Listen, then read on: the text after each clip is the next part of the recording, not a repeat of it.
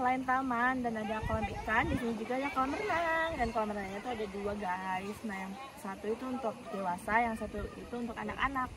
Dan kolam renang ada di sana.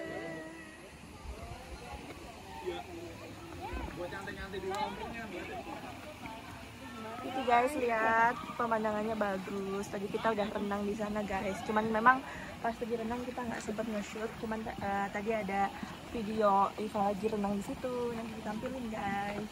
Nah ini yang kolam renang untuk dewasa. Nah untuk anak-anaknya ada di sebelah sini guys. Let's go.